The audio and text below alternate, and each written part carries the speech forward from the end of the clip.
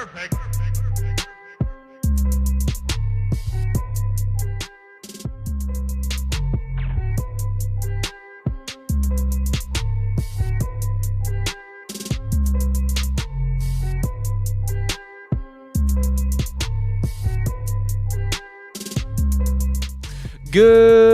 evening and happy Friday. This is MMA On Air right here on DallasOnAir.com. I am Charlie Vann. Join with me always, my engineer, my producer, Austin Harris. Austin, how are you doing Charlie, tonight? what's up, man? I'm doing good as always. Happy Friday to you. June 1st. I know. Summer 2018. Here we go, man. And we've been doing this show for about a year now. About a year. It's maybe a little over now, right? Yeah, a little over a year now. And time flies, man. It really does. And although I wish it would fly through this summer heat that we're getting early here, but you know what? That is the story of Texas. It's going to be brutal very soon. 100-degree weather. It's going to be 105 tomorrow, so brace yourself. 105? I think 105 is going to be the highest. That's absolutely high of 105. absurd. So that's a little crazy, a little intense. But I'll tell you what was exciting. Last Friday, we had the opportunity to be at LFA 40 at the Bomb Factory down in Deep Ellum, and it was an exciting card. We'll actually have one of the victors, Miles Johns, will be calling in at 8:30 to discuss his win over Eric Ellington, and we'll ask him what is next because I see big things on the horizon for him. And we'll also get into some little more MMA news. Of course, going on right now is UFC Fight Night in Utica. Jimmy Rivera, Marlon Moraes. That's New York, right? Yeah, that's in New York, upstate New York. And, of course, you can only think that the winner of this is that much closer to a title shot. Who knows? Maybe they'll get the winner of that big bantamweight rematch in August between TJ Dillashaw and Cody Garbrandt. Love that rematch coming up. But first of all, we want to give a shout-out to our show sponsor, Fight Fit Lifestyle. With summer coming around, Austin, Fight Fit Lifestyle has some great tank tops because, like I said, it's getting hot. And I'm sure everybody wants to go out to the lake, go out to the pool, go out to the beach. So you might as well check out fightliftlifestyle.com. Grab yourself a tank top for sure. But also, if you're in training in your martial arts gym, kickboxing gym, wherever you may train, there is great gear available. Once again, that is fightliftlifestyle.com. Yeah. And I definitely got to grab one of those tank tops. Me too. It's getting hot. Man, I was just about to say the same thing. I got to get one soon. Or at least another shirt or something. Yeah, they got some awesome swag I'm showing here on their website. Oh, yeah, there's tons of great stuff there. And, yeah, with summer here, you definitely want one of those tank tops. Plus, it looks awesome. I wish I had one last Saturday when I was at the Rangers game, and I was just drenched. Oh, man. Man, but it is pool season, folks. So be sure to go to fightfitlifestyle.com and grab a tank top. Or if you love to train, you need new gear, there's a lot of great gear, all great Fight Fit apparel. All right, well, let's get into some MMA news. Of course, there's a bunch, but I'm going to start off with the big breaking news today that I saw on Twitter. Yair Rodriguez, who was recently released by the UFC for turning down a potential fight with Zabit, who was supposed to take place in August on that TJ Dillashaw Cody Garbrandt that was UFC 227. Well, apparently he's come to terms with the UFC, so they are going to reinstate him, and he's going to fight Zabit officially at UFC 228, or at least that's the targeted date. Did you catch why he turned the fight down initially? Did he say anything about that? I don't know that he ever went into detail, Yeah. but I know they said they've offered him a fight prior in the past, and he's turned it down, and this being the second time, that was like no good, which, he's been out for almost a year since that last fight with Frankie Edgar last May, in which, he took a significant beating. He got whooped. It was Here pretty in bad. Dallas. Here in Dallas. I mean, his fight. eye was messed up. We haven't seen him since, which, makes sense. Injuries like that takes time to recover. But then, of course, they had this big matchup. It's two featherweight prospects. Yeah. Zabit's been on a tear. He looks phenomenal. And and before that, Frankie Edgar, he looked like he was one fight maybe close to a title shot. A lot of hype around. A lot of hype. Yair, for sure. Well, you see where Brian... Flashy. Very flashy, great switch kicks, and you see where Brian Ortega, where he is now, he kind of had that Yair momentum. Yair looked unstoppable, and then he got stopped, by Frankie Edgar, which, hey, Frankie Edgar is the man. I mean, a longtime veteran. So Frankie's awesome. And fights like that can only better you. Losses like that can only better you. So, they want to put Yair versus Zabit. They almost have similar styles. Both are really good with the switch kick. The way they move, both very lanky. It made perfect. So I'm sure it was very disappointing, of course, for the UFC if Yair did turn that down. But it looks like, hey, they come to terms. We're going to see Yair back, which is great. I mean, this guy is still a prospect. He's still very talented. He's still, I think, one or two young, fights right? away. I mean, Pretty he's young. like 25, 26. Tons of potential. Ultimate Fighter winner in Latin America. I mean, he's great on the mic, very likable, and once again, very flashy style. Mm-hmm. And so, I mean, this is still somebody that, is maybe 2 fights away from possibly being a contender again for that 145 title.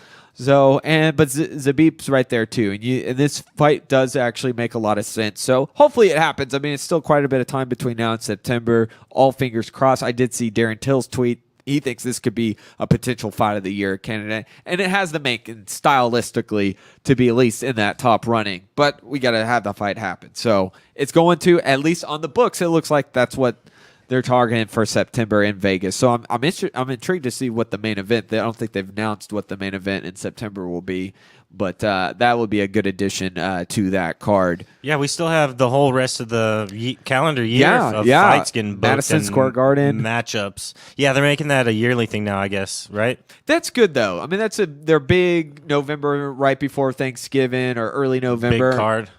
Yeah, it's good to have.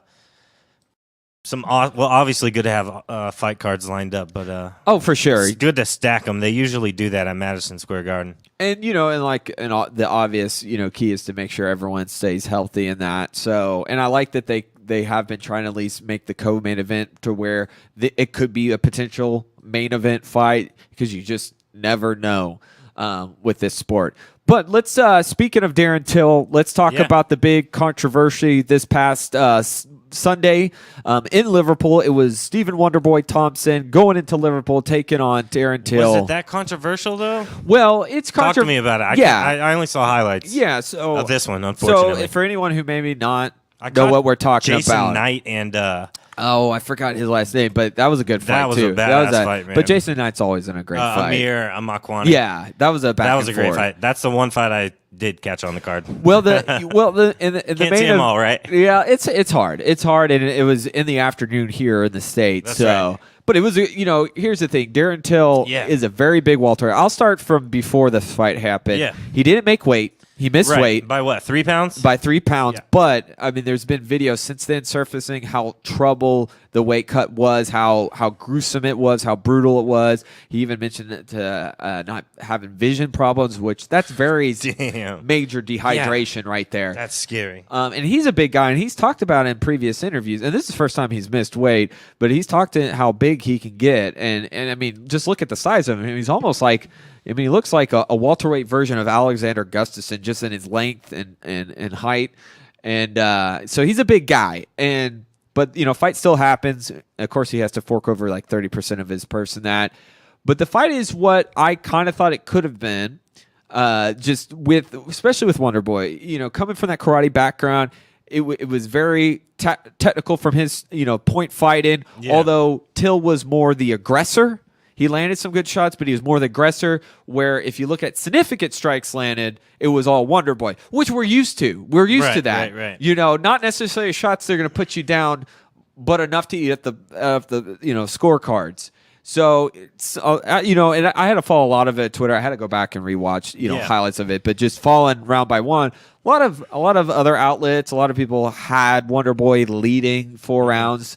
But that 5th round reminded me of deja vu of his fight with Woodley, the rematch, where it was pretty timid fight up until the 5th round, and Woodley caught him and then almost finished him, and then, of course, won the decision. Right. Exactly same almost result here, where Darren Till dropped him. He was able to cover. Now, here is a defense, though, with Wonderboy. He did get a takedown. I think he got maybe 2 takedowns. I have to rebat. Either way, usually a takedown is normally, I believe, worth 2 points or that, which back in the day, if you watch, takedowns almost would still a fight, Yeah, but that's where... Definitely...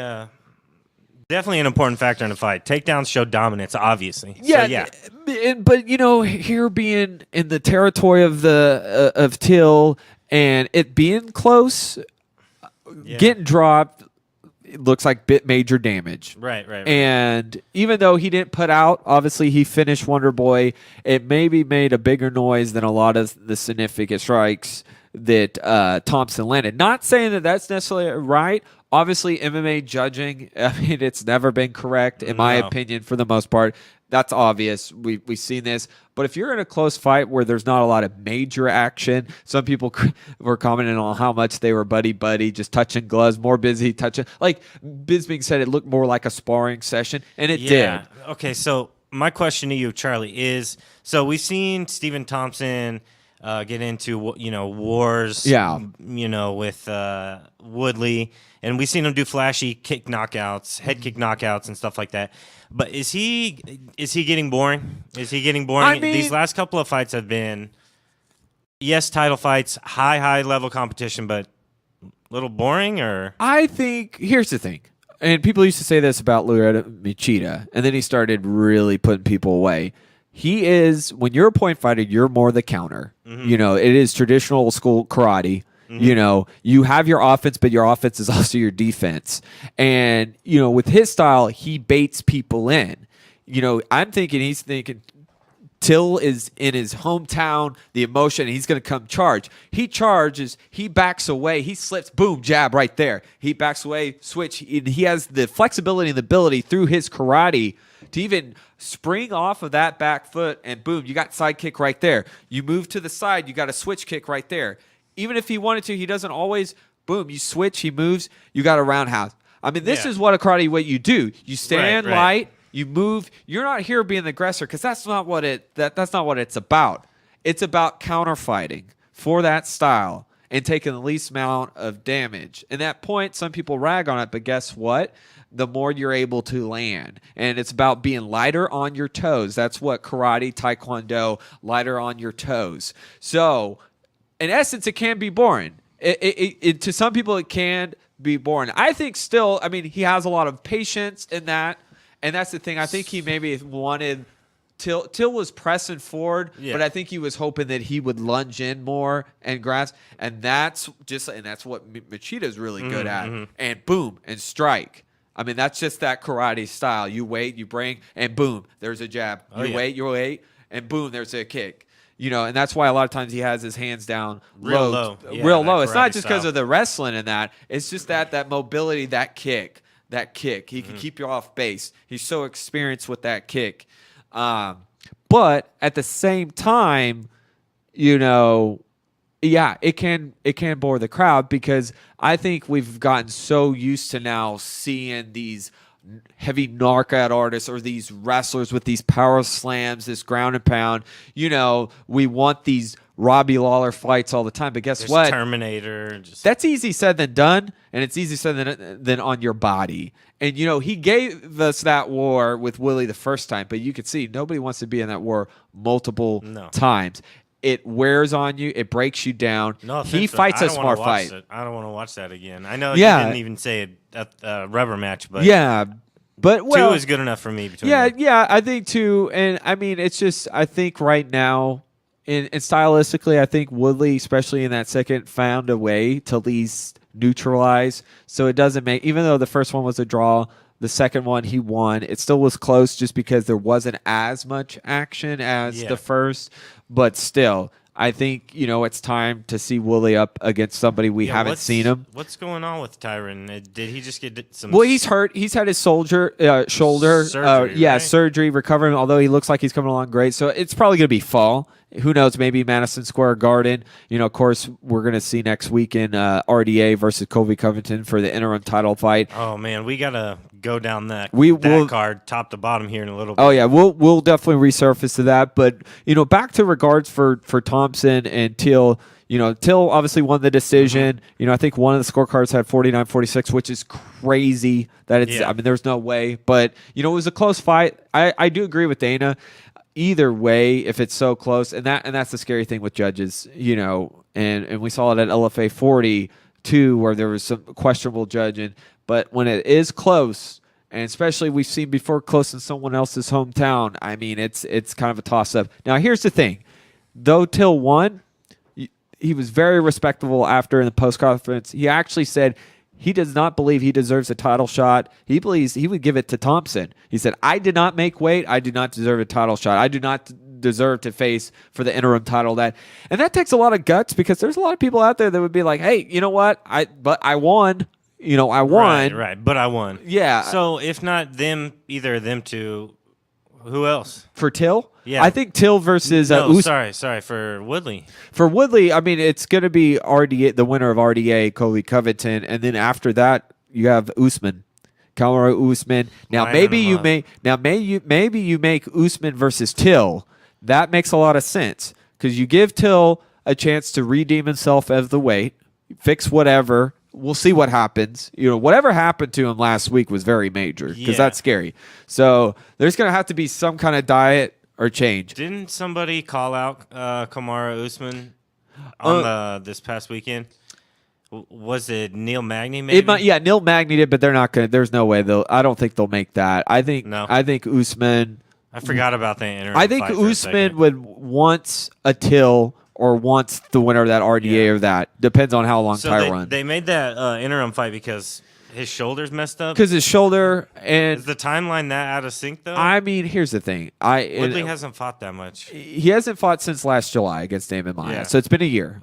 It'll be a year. I forgot he fought It'll be a year and a half by the time he returns, whenever that is. Yeah. Of course, he's been wanting the big fight. Of course, GSP. Diaz talks of this and that. Yeah. But I mean, that's all up in the air. We don't even know with GSP now that not to get off topic, but Nate Diaz says he doesn't want that fight. So right now, I think the whole interim, and here's the reason this exists. It shouldn't, but it's the reason is to have that flair to draw a story. See, if you're a purist in that, I'm just going to say this. If you're really drawn in, you don't care about that interim title. RDA, Colby Covington, what they both can bring. It's already a intriguing match. Just say this is a title eliminator.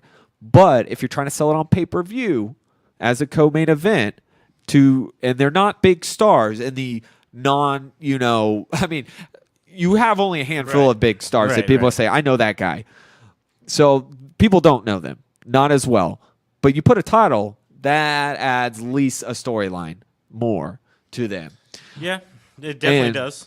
And plus the whole undisputed, at the end of it, adds a little more talk too. So either way, I'm excited about that. We can now segue to that. So, RDA versus Colby Covington is stylistically here's the thing, and Colby talks a lot. He talks a lot. Talks so much shit. I'm tired of hearing him talk shit, man. I don't like that. Well, here's the thing.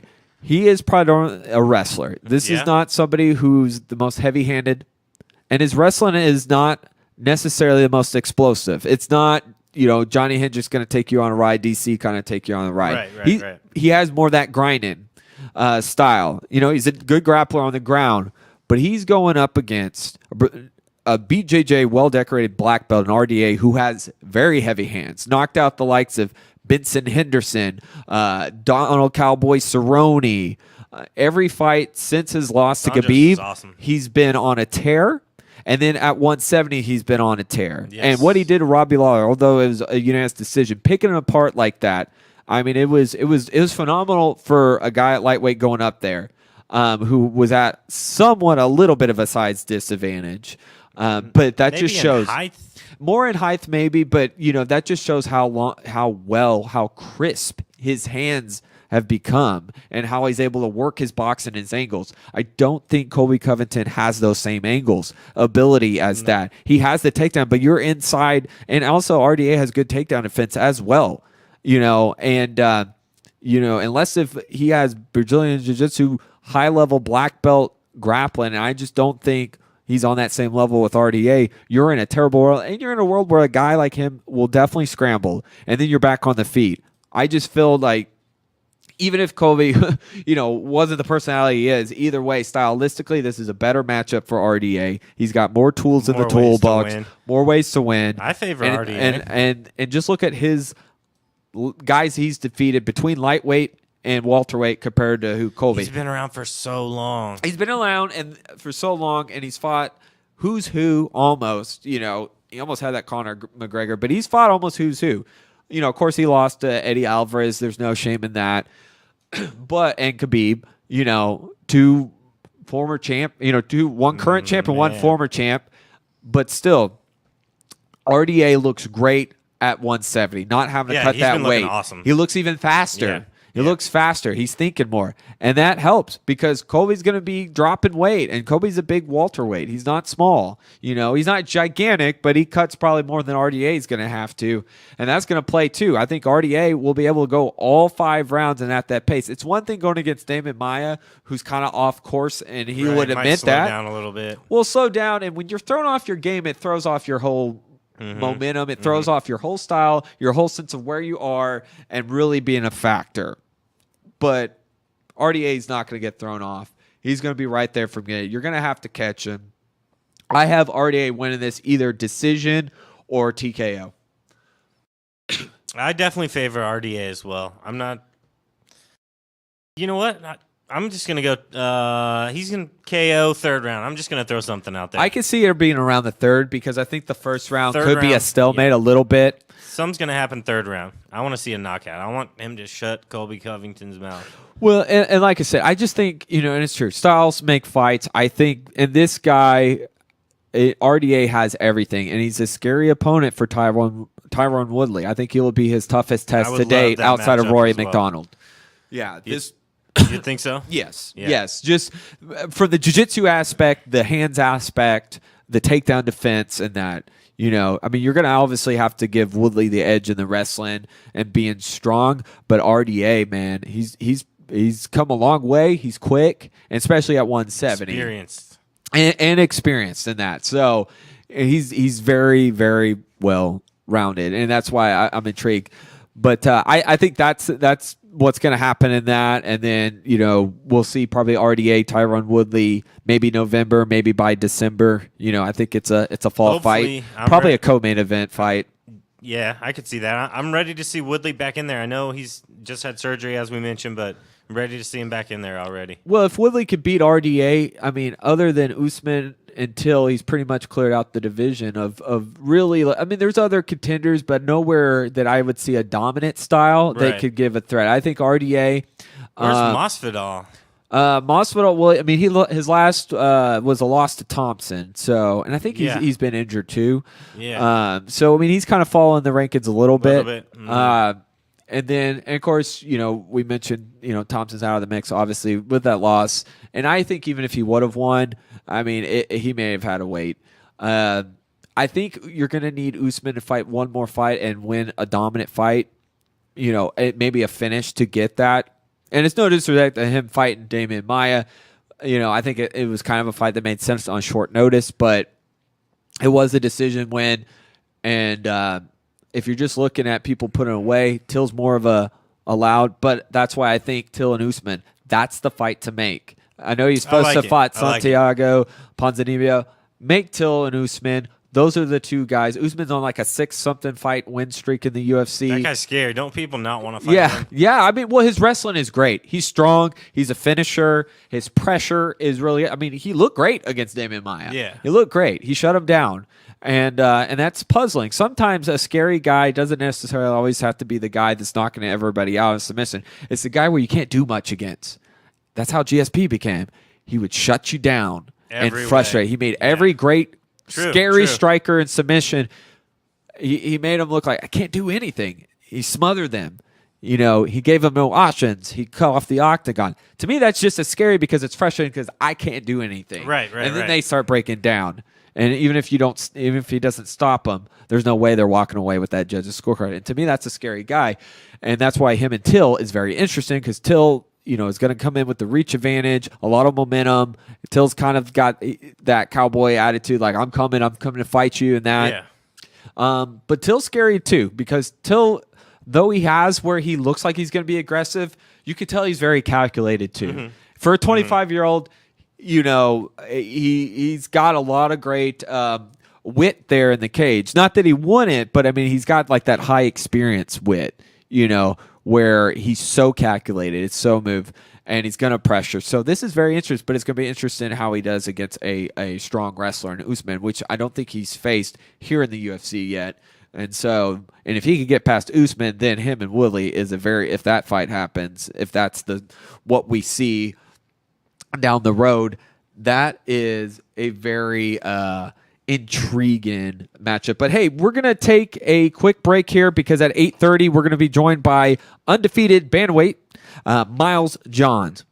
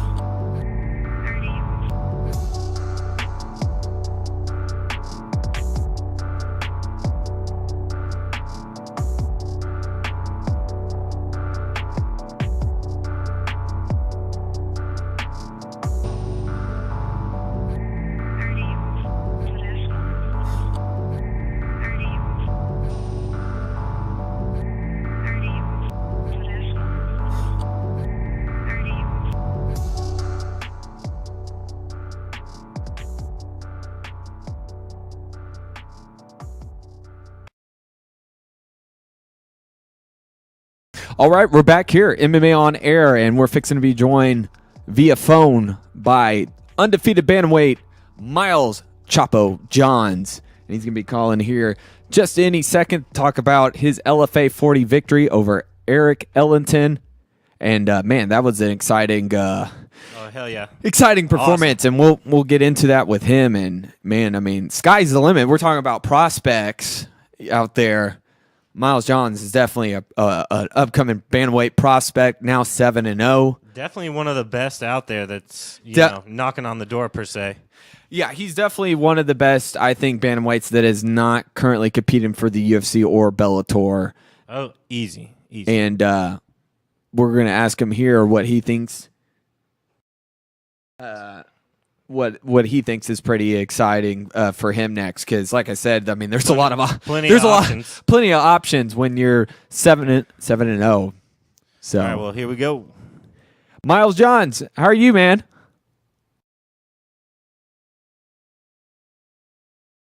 Miles, you there?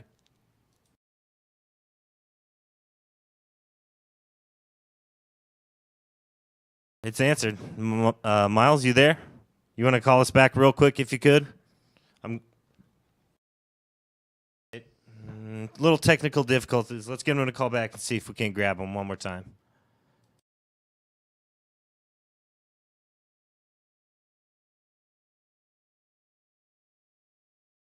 All right.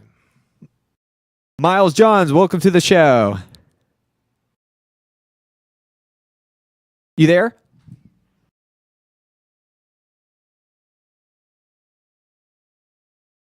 Miles, can you hear us?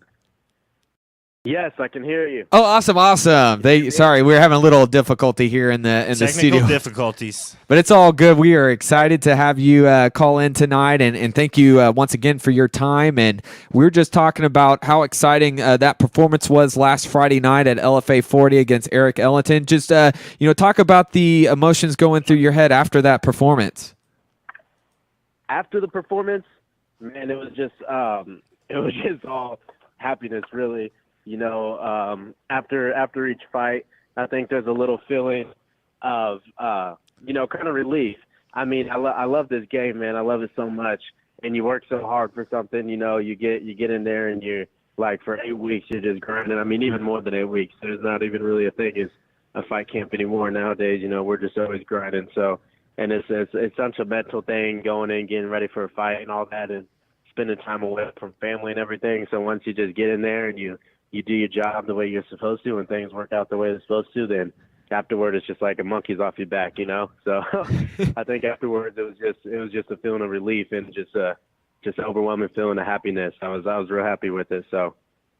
Well, going back to the fight, even from the very beginning, as you're walking out, you had this sense of calm. You were smiling, just super excited. Did you feel at any time any kind of pressure? I know both of you guys are going into this fight undefeated. You just seemed like you had such great composure.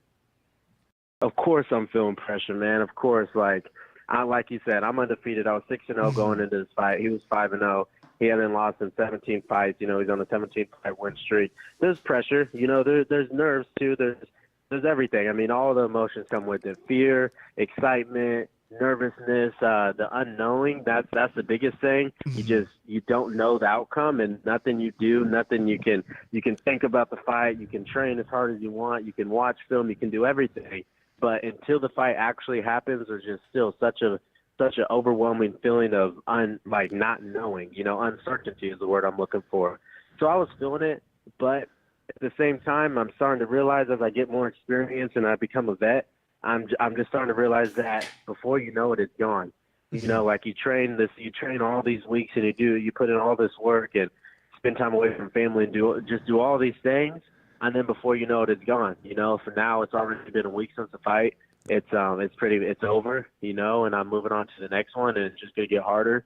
So I'm just really trying to learn to live in the moment. A good friend of mine, Stephen Ocho Peterson, I think you guys know him.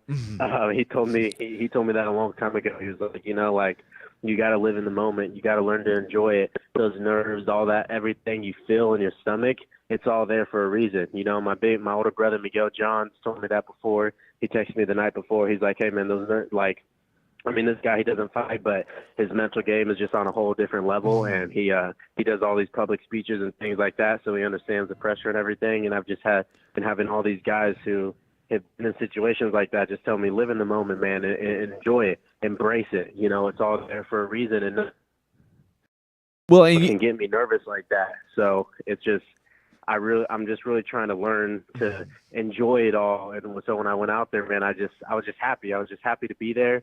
I let all the feelings, all the butterflies fly together in the same direction, and I was just happy to be out there. So that's why you see the smile. And I told my little brother and my coach before the fight, I was like, all the nerves are gone. Like I really don't feel nervous right now. I'm just happy to be here. I thank God for this opportunity, and I'm going to go out there and do what I do. Well, you definitely lived in the moment, and one thing I noticed a lot about you during that fight is you had some calm and patience in that, and then in the second round when he came out, he definitely came out a little more aggressive. Of course, you were able to catch him in that guillotine, which I want to talk about that because, you have a tremendous guillotine that was very crushing. Did you know that this was possibly a submission you would be able to pull on him? Was there something you saw prior to the fight that you're like, okay, I'm going to be able to get this choke, or I'm going to be able to choke this guy out? It's God's plan, man. Honestly, yes, I saw the guillotine before the fight. I've told a couple people are close to me, my brother, my coach, my mate coach, and everything. That when they ask me how I saw the fight going, and a lot of times I sit in the sauna and I visualize the fight, and I just kind of, just go over it in my mind, and that heat when the pressure's on in the sauna, and I couldn't help but visualize a guillotine. I couldn't help but visualize finishing this guy. I saw me either hurting him from the feet and then him going down and me jumping on his back and choking him out, or I saw him getting hurt from the feet and then shooting bad shots and taking the neck. And that's what happened. And we've been seeing it in practice. That's why I say it's God's plan. I've been getting better at this choke in practice. It's probably been months that I've been getting it on a couple people and getting close to getting it on some of the higher level guys in the gym. Not fully getting it, but getting close. And then God put this opponent, the perfect opponent.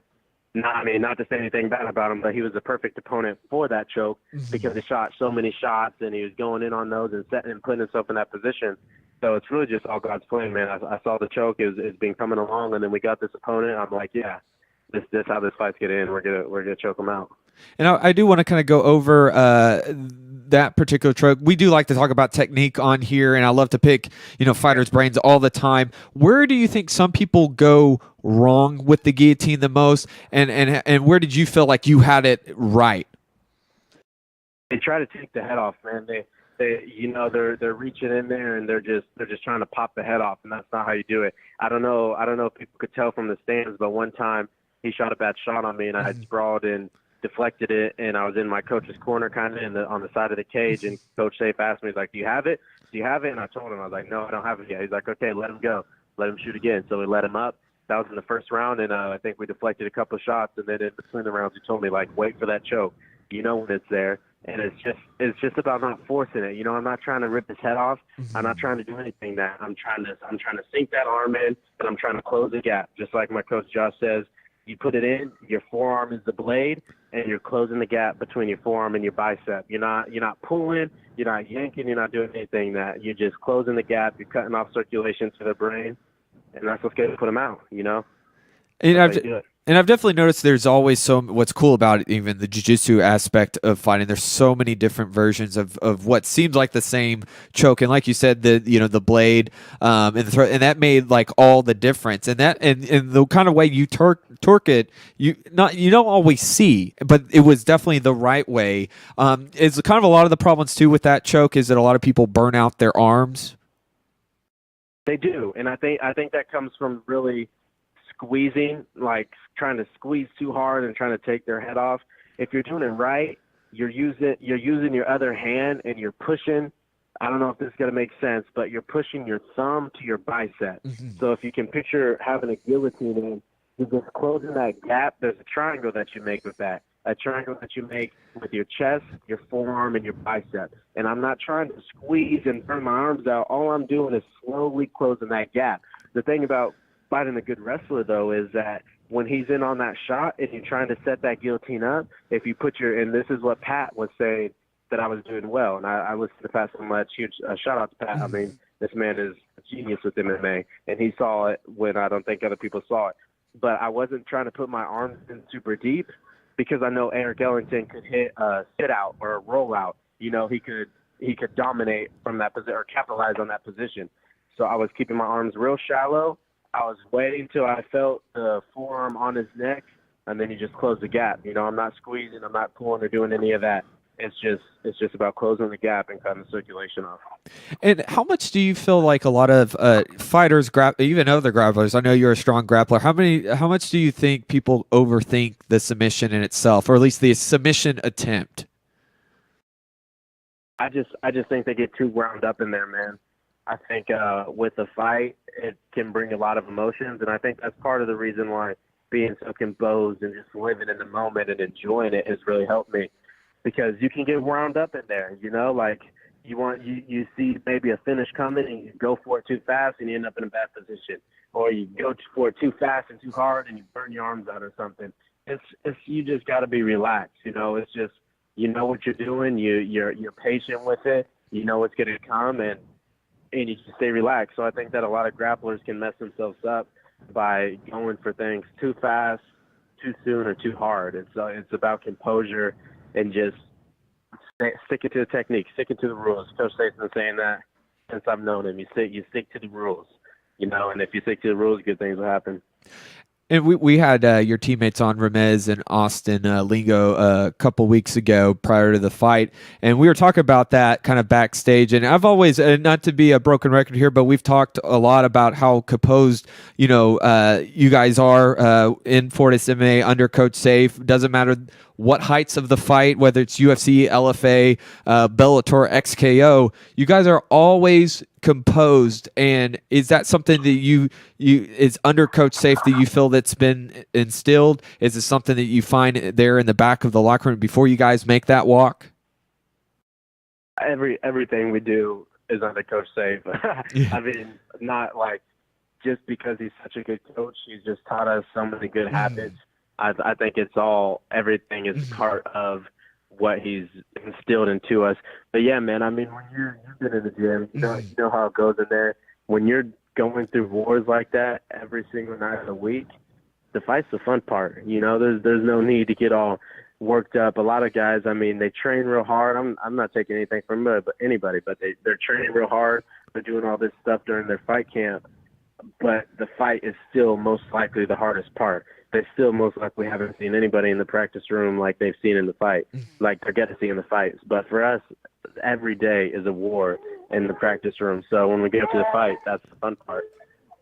And what do you like to do right before the fight? Is there any kind of ritual that you do, or do you like to kind of nap? Do you like to just listen to music and tune everything out? Well, the night before the fight, I love to break bread with my family.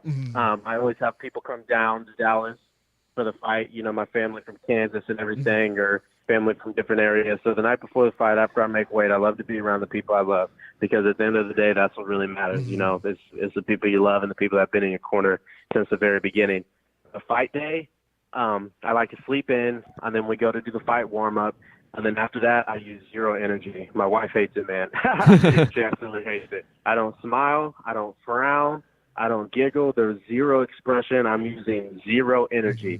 There's nothing that's going to pull any energy out of me. I'm not thinking about the fight. I'm not thinking about the fight. I'm just there.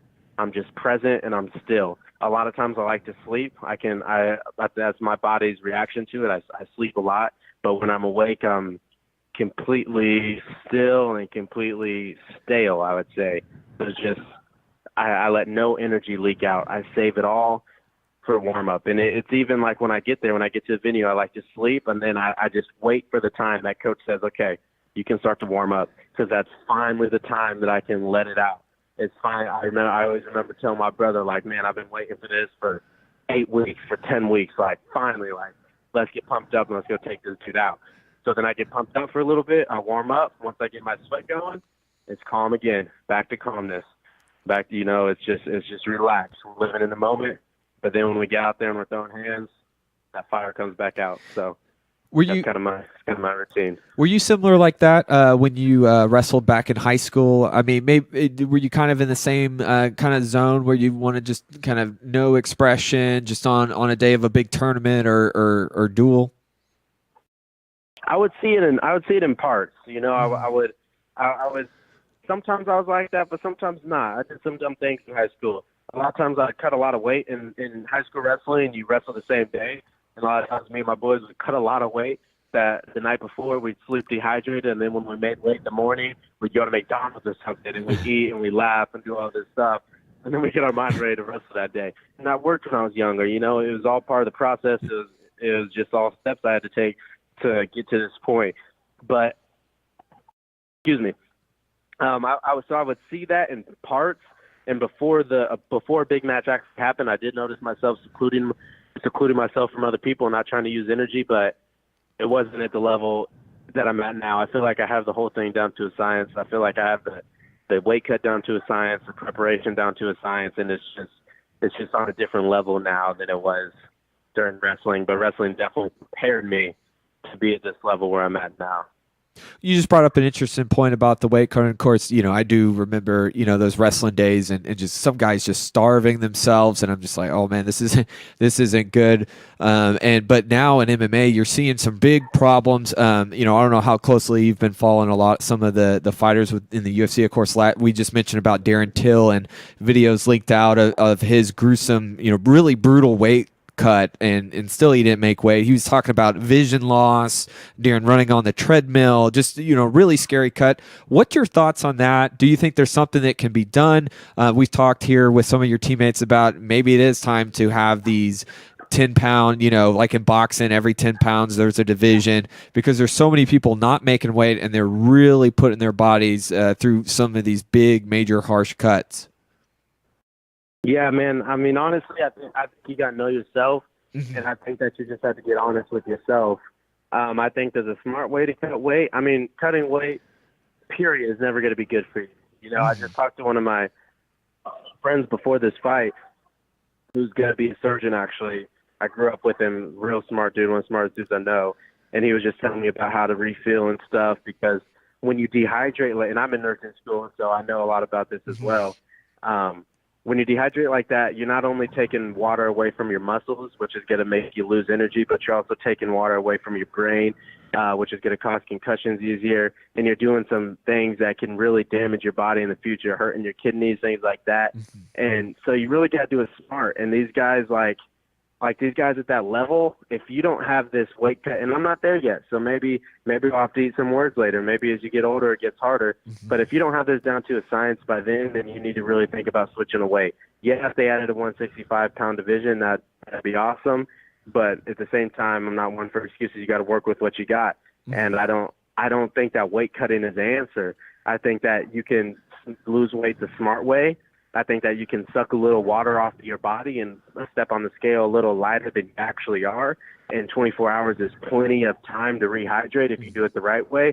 But if you're not doing it right and you're missing weight and then you're having all these issues and all this extra stress, I don't think that it's for you. I think that maybe you need to be at a different weight class.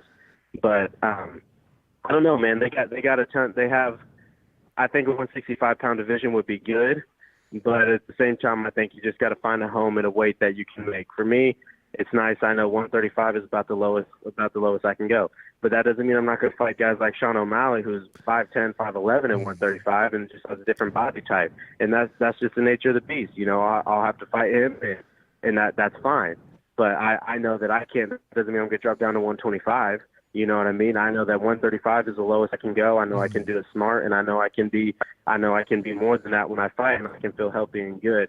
But fighters just got to get smart, man. We can't.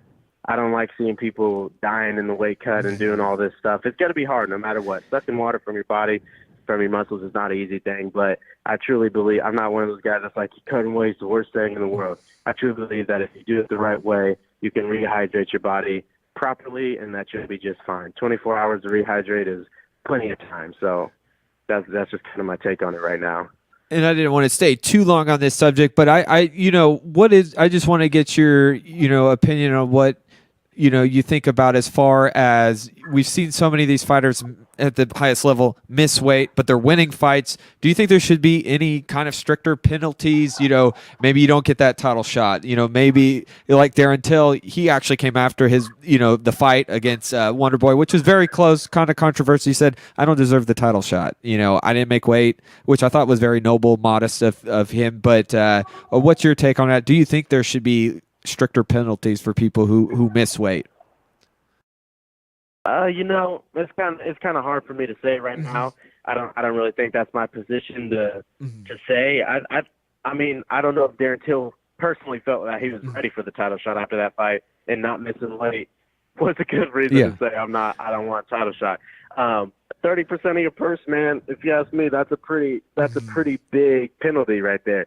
And ultimately, your opponent has a decision whether he wants to take that fight or not. Wonder Boy said he wanted to take that fight. He said he would do it if he got 30% of Darren Till's purse. And I mean, if your fighters know, like 30% of your purse, that's a lot. I mean, you put in a lot of money for that purse that you have, and taking 30% of that, that's a big chunk of it. So I don't know, man. I think they're getting the reins on it. I think that they're fighting down on it, and it's a good thing.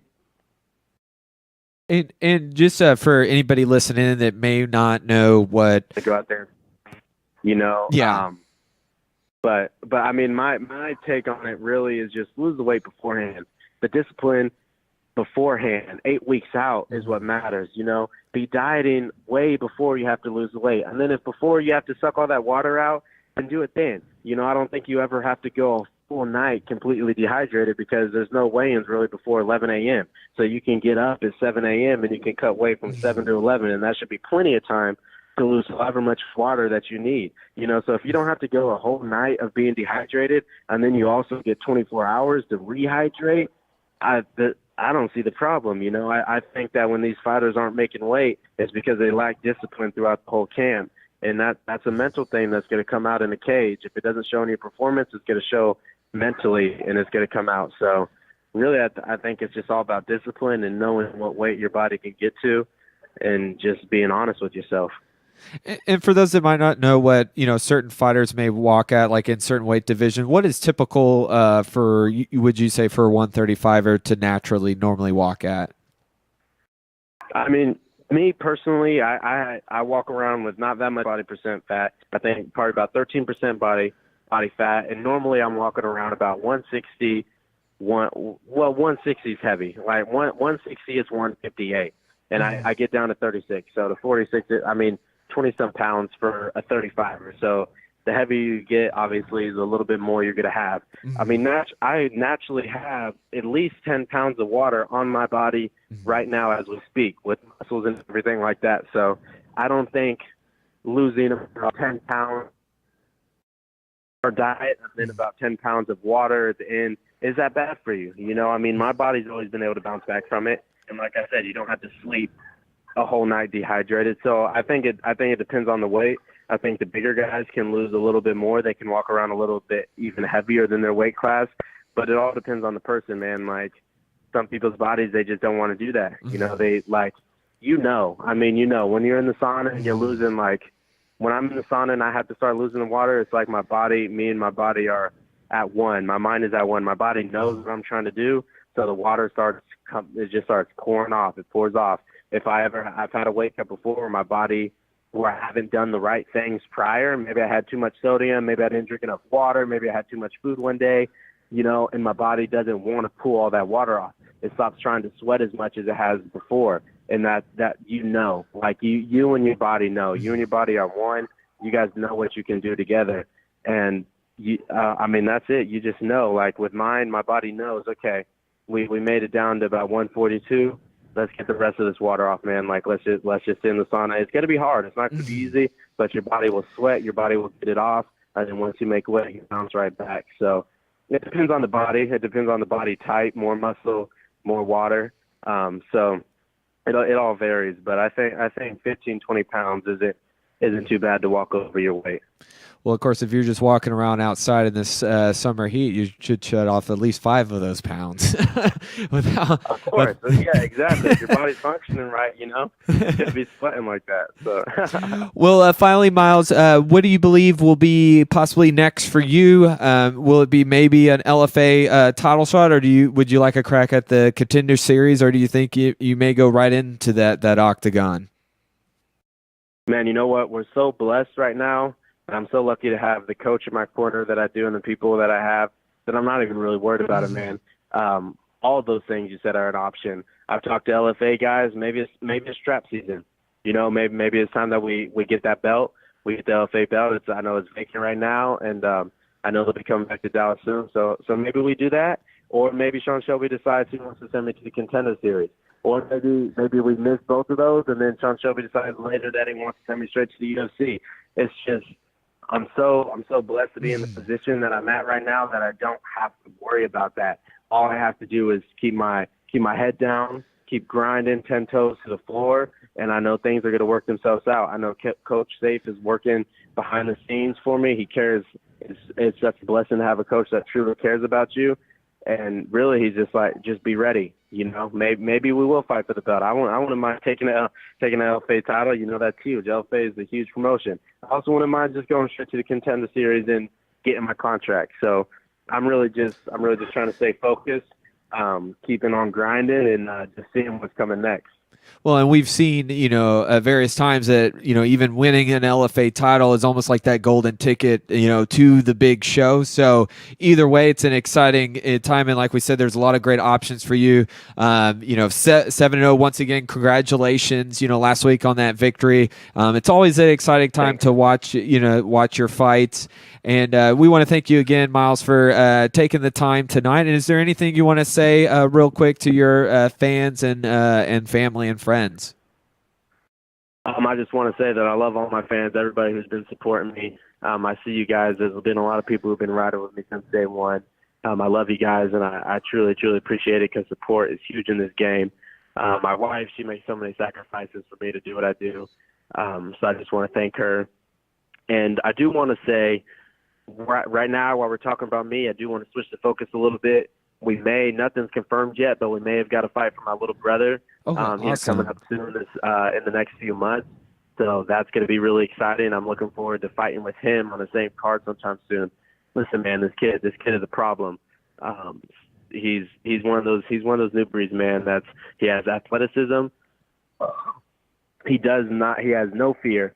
I mean, the kid gives no F's about getting in there and standing up and throwing hands, so that's huge, and I'm just really excited for his future, man. I think that he's a rising star, and that people are going to be surprised when they see him do his thing. So I'm excited for that. Thank you guys for having me on the show. It is an exciting time. It's a very exciting time for me, my family, and for this MMA, and I'm just looking forward to more memories, man.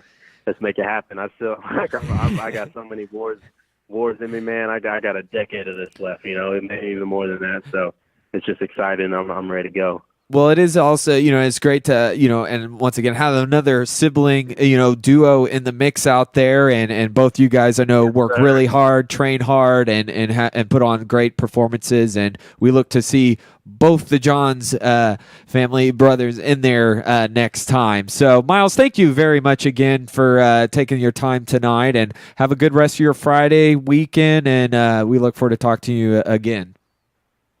Hey, thank you, guys. You have a good one. Thank you. All right, you too. That was Miles Johns coming out for his victory last Friday night at LFA 40. He's 7-0. Man, sky's the limit for him. And guy's definitely the limit, man. And such a nice guy, and just comes out every fight fired up with a smile. Very respectful. And yes, his brother. If you haven't seen EJ, Elijah Johns, I mean, he's also with a great prospect. We got to see him last summer in his amateur. I think it was his second fight, and then that's right. And then his pro debut as well shortly after that. So I mean, he's I believe a featherweight, and so he's got a lot of potential as well. So you have the Diaz brothers. You had the. What's another? The Ellenbergers as well. Of course, the Gracies, the Shamrocks. So look out! Here comes the Johns. The Johns, ready to smash. They are ready, and both but both are awesome guys. And Miles, such a positive energy to be around. Yeah, so it'd be great dude to talk to. I'm glad he got to call in. Appreciate his time. Well, real quick before we wrap up here, we're going to go slightly over. We want to resurface back to UFC 225. We may not have a show next Friday, so we were just going to make sure that we put in our picks real quick. That main event, Yoel Romero versus Robert Whittaker, the rematch for the UFC middleweight title. It's been almost a year since we last saw Robert Whittaker. Of course, he suffered that knee injury against Yoel Romero, but had a phenomenal performance, just outstruck Yoel Romero. Of course, Yoel Romero is coming off of that big win over Luke Rockhold back in February, stopping him. Annihilated Rockhold. I think this still goes the same way. I think Robert Whittaker, and it's not a youth thing. It's not that. I just think the blueprint is the best. He moves better. He has better conditioning. You just have the way he works his angles, his boxing, it's crisp. I mean, there is a question mark because anytime you suffer a knee injury like that, how's the pivoting? How's he going to circle? And that, I think he's going to be just fine. I've been watching some of his Instagram and that. And the way knee surgeries are today, a lot of them bounce back. I mean, look at GSP. He bounced back just right. So I think we're going to see another decision, maybe even a late round stoppage by Robert Whitaker. Yeah, I'm thinking 4th round TKO. 4th round TKO? That's pretty good. Fourth TKO. I could see. I want that kind of win. It would be a big statement for Robert Whitaker, and it's going to be like, who's next? You know, I'm gonna go a decision again, but I could see that. I do think Earl will get tired again. I mean, all that muscle too, and once again, here's another guy who jumped up a weight and has looked even better than he did at the weight before. And so we'll see what happens. That's exciting. But also, we had Mike the Truth Jackson on 2 months ago. Yep. He will be taking on CM Punk next Saturday. I do have Mike Jackson winning this in maybe the first round TKO. Yeah. I mean, yes, both guys are 0-1, but the fight experience lands on Mike Jackson. Definitely. And I've been watching him train in that. I mean, he looks sharp. I haven't seen anything. They've been really hitting with CM Punk. But, I mean, Mike Jackson has the boxing and kickboxing experience, and experience plays everything. And I just think technically, I mean, it's a dangerous fight for more savvy on the CM Punk. So, Agreed. Yeah, I agree with you there. And another one that's under the radar, not a lot of people are talking about. I'm super excited. We're going to see the featherweight debut of Megan Anderson taking on Holly Holm. This is exciting because probably it's going to be possible. I mean, especially if Megan Anderson can beat Holly Holm, she is a true 145er. She's got to definitely get Cyborg next. If you don't do the Amanda Nunes Cyborg fight, this is the fight to make. She's a true 145er, a big 145er. If you don't know much about her, go watch her Invicta FC days. She was the former champion, featherweight champion there. Great striking, very technical. I've been following her Instagram videos, just her training. I mean, she's got great counters. I mean, a great cross. And, I mean, she could be the wild card in this mix. But, once again, you're taking on Holly Holm, former bantamweight champion, decorated boxer. Tons of experience. Great counter striker. This is a big test for Megan. So, yeah. A fight both have to win, really, to move that closer. It's kind of hard. I'm going to have to side a little bit with Holly. Nothing against Megan. She has been out a year. This is the bigger stage. I'm going to say this though. It's for me. I'm very torn on it because Megan is bigger. She will have that range, and that I think if she can get the clinch, that's where she'll dominate. But I do think Holly. I mean, Holly. You know, Holly's one of those when her back's against the wall, and even though you can't really say that against the Cyborg because that was just a fight that needed to happen. And Holly's really a true 135er. I still would love to see her and Amanda Nunes before Amanda makes any jumps. I just think that stylistically, this is a better fight for Holly right now. But with that being said, I wouldn't be surprised if Megan takes this win. I think it's going to go all 3 rounds. I think it'll be a decision. Maybe even a close fight. Could be a lot like the Raquel Pennington fight. Maybe even a split decision. 3 round, yeah. Yeah, decision. Yeah, I'll go with that. So decision in Holly's favor.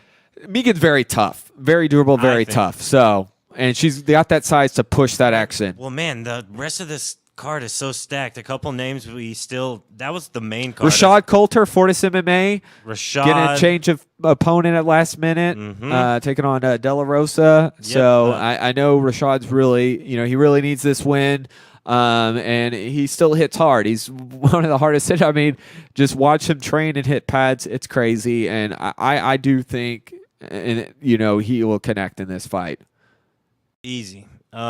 Man, yeah, so Rashad Coulter, Rashad Evans. Rashad Evans is on Anthony Smith. Yep. That's going to be a good fight. Anthony Smith is way under the radar at middleweight. I mean, heavy hands, quiet spoken, but he'll bring it. Yeah. And Rashad needs this win. He knows he needs this win. It's one been of his last couple of fights, I'm sure. Yeah, it very well. Of course, a lot of people thought him and Michael Bisping, which, real quick, not to get sidetracked, just because we're running out of time, Michael Bisping, if you don't know, has decided to officially retire. That's right. So, and what a great career, former middleweight champion, Ultimate Fighter 3 winner, and always brought the fight. That's one thing I actually tweeted out, and he always brought the fight. He kind of epitomizes the term veteran in the Yeah, fight game. You know? definitely. He's been in some battles at both 205 and 185, and you mentioned Rashad Evans because they also fought before, and he was saying he was having problems with his good eye, and he has a bad eye, another eye, one of his, I can't remember if it's his right eye, but it's already bad. When you have problems with your good eye, it's time to step back, and he has nothing left to prove in that, and he's going to be a Hall of Famer in the UFC for sure. Easy. And just real quick, rapid fire, Curtis Blades and Overeem. Yes. This is, Curtis Blades has the wrestling ability, but I'm going to have to go with Overeem. I know Curtis Blades got that win over Mark Hunt, but Overeem is so explosive, so much experience. I mean, Blades' way to win is if he can avoid those big shots and get the takedown. I mean, Overeem has had some troubles in the past with some strong wrestlers. I mean, even in that Miocic fight. But I think Overeem's going to find a way to get this. Maybe he'll catch him. TKO second round. I like the TKO all day, especially in a 3-rounder with Overeem. He's also someone, if he gets his back against the wall, loses the last fight, he comes back. Strong. His last fight was that nasty knockout in December. In December to Francis. I think he's going to come back. He's going to be ferocious. And, he's always 1 or 2 fights away from a title shot anyways. He's a monster. And then let's see. So many good fights on this card. I'm going to have to skip a few. Benavidez and Pettis. Benavidez, Pettis, that is an intriguing fight as well. I'm going to have to go. It's so stacked. That fight is on It's so stacked. Real quick, I think Benavidez wins decision. It's been a while since we've seen him in the octagon, but he's just got that strong wrestling style. And we saw Pettis struggle a little bit with Henry Cejudo, and we saw what Benavidez did to Cejudo. So man. But it's good to see Benavidez back. I've always liked his style. He's very good at pressing forward. But we're running out of time here. We're a little over. Cannot wait. We may be back next Friday, but if not, thank you very much for tuning in to MMA On Air here at DallasOnAir.com. We will have this episode up. Once again, we want to thank Miles Johns for calling in, and also we want to thank Fight Fit Lifestyle for help supporting the show. Until next time, you guys have a good rest of your weekend.